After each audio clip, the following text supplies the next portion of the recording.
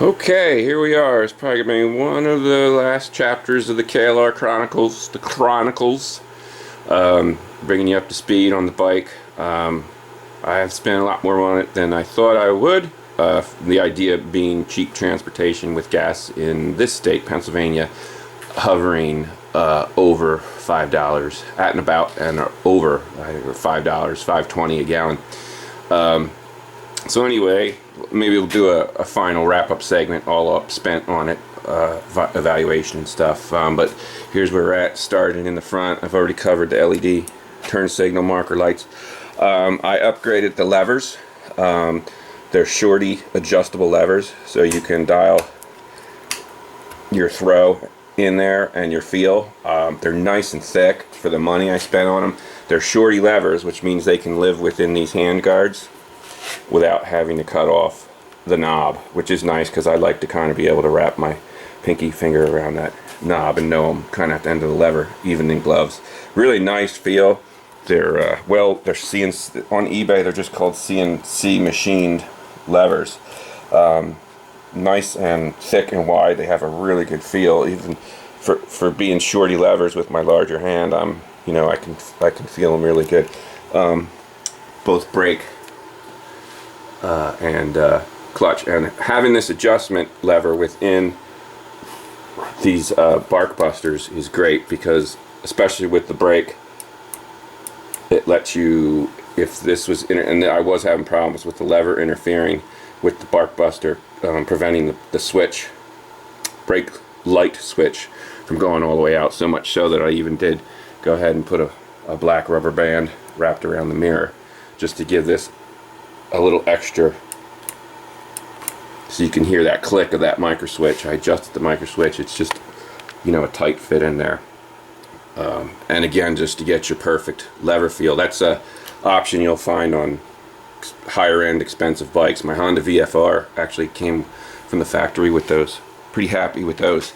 The whole front brake is terrible. These KLR front brakes were underwhelming at best. This one was exceptionally poor, to the point downshifting the bike gave better results than hitting the front brake. I opened this up and I had to drill out one of the screws, because these, if you don't put never sees on them, they will freeze. So that was a hassle. Absolute Mississippi mud water in there. Terrible. Couldn't even see to the bottom. I sucked it all out. I pulled the whole master cylinder off. I actually tried to pull the piston out of the master cylinder. I did get the C-clip out. It was completely rusted in there after soaking it. Could not get the washer out. So I do not have a rebuild kit for it anyway. What I did was I blew compressed air through there, through the banjo hole, to purge it out and clean it. I spent like an hour or so. I mean, I had a dental pick cleaning crust out of there. So I just got some brakes for it. I have EBC brake pads for it.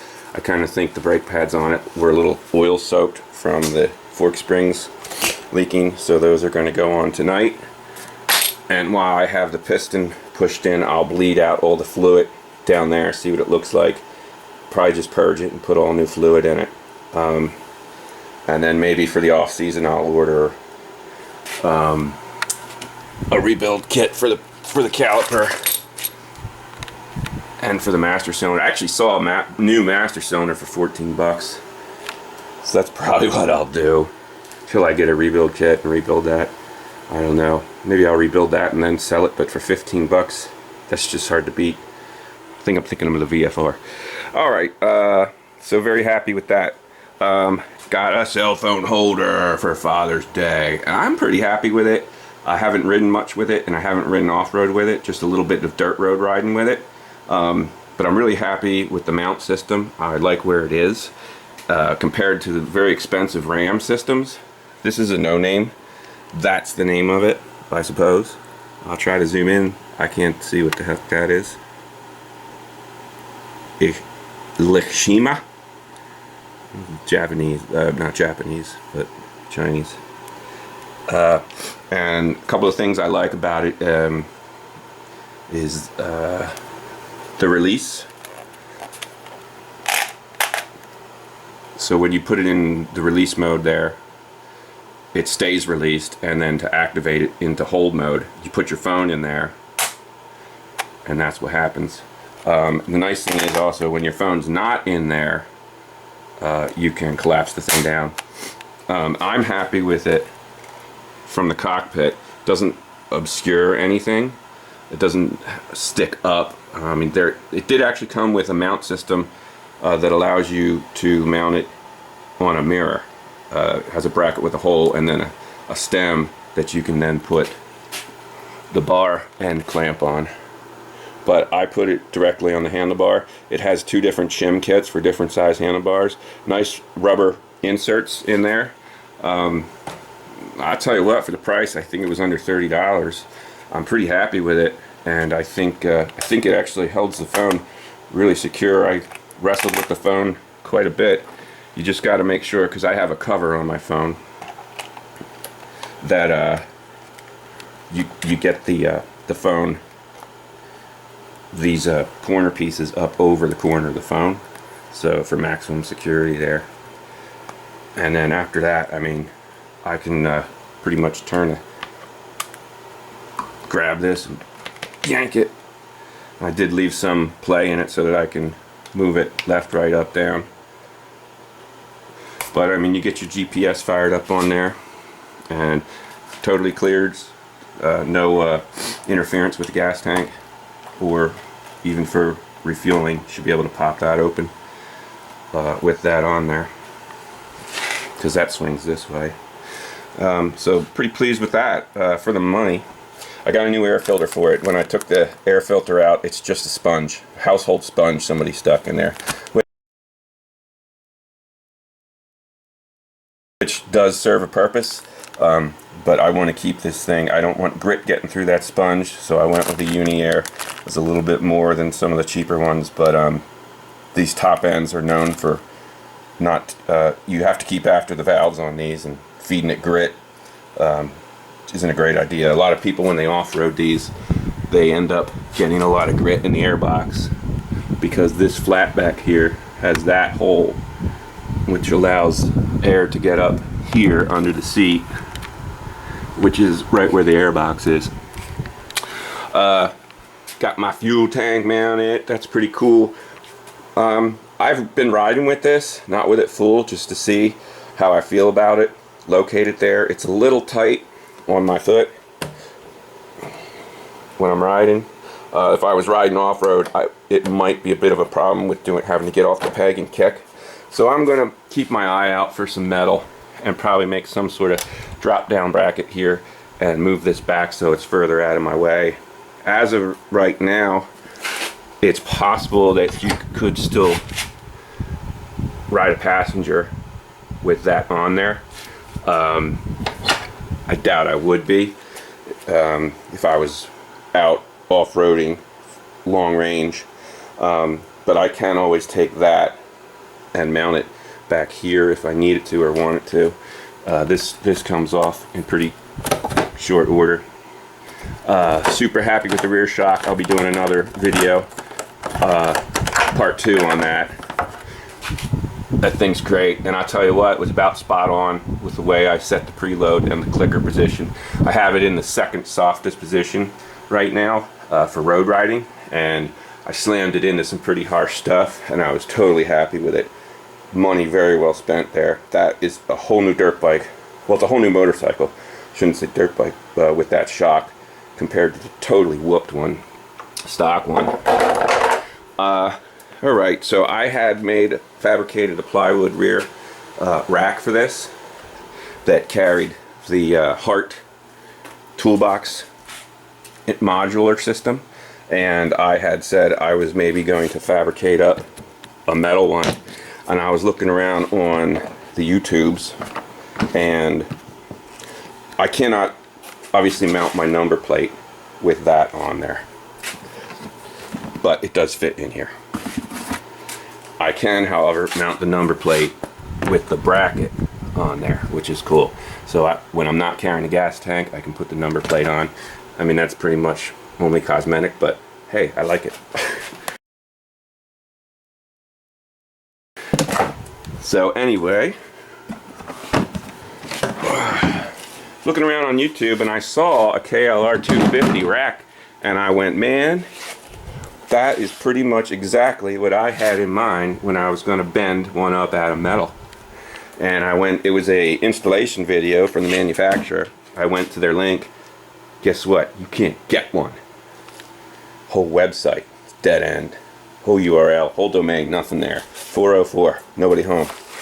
But I went on the eBays and I found a used one. And I snatched it up for 125 bucks. You can't hardly buy the metal for this. It is steel. Bend it up, do all that tooling, you know, and nice grab handles in here. I might put a nylon strap on this side. But I don't think I might put a nylon strap grab handle here, right on this side. For me, I usually pull the bike from this side more than that side. Super pleased with it, and I modified it by putting on a piece of angle. I have it painted black already, that receives the lugs in that box and these latch levers for quick release. This is on and off in less than 10 seconds and still can keep the empty factory Cali tool saddlebag underneath of it, which is great. I'm super pleased with that. It was a little more than I would want to spend, but till I was done bending that up, cutting it at a flat stock, it's spot on. And it also ties to these 4 bolts that hold this on, tie it to the subframe. These 2 bolts that actually go through it tie it to the actual frame. So it is solid. I'd have no problem putting 100 pounds on there and dialing up the suspension. No problem at all camping that with some heavy stuff on there. So yeah, now I can, you know, I can put my fuel tank up here if I want. And it has nice spots for your hooks for your bungee rack, which is this is how I'm going to ride it most of the time, probably just with this and with that bungee net, which I just bought too, to match the light green trim color of the bike. And that's it, man. I've been riding it. I'm super pleased with it. Like I said, I put 10 pounds of air in the forks, and now with the new rear shock, I might just bump the fork oil up in weight 1 level. But I'm good with that front end. I'm going to take it up to maybe rack or something, riding anthracite, and do some off-road riding it and reevaluate. But I don't think this year. I'm pretty happy with it. I did get the state inspection on it as well, so she's good to go, perfectly legal. Everything works. I did order some newer Honda CRF 450 mirrors just because I like the angular look of them. These are kind of dated. I mean, I'm not mad at them. They have pretty good visibility.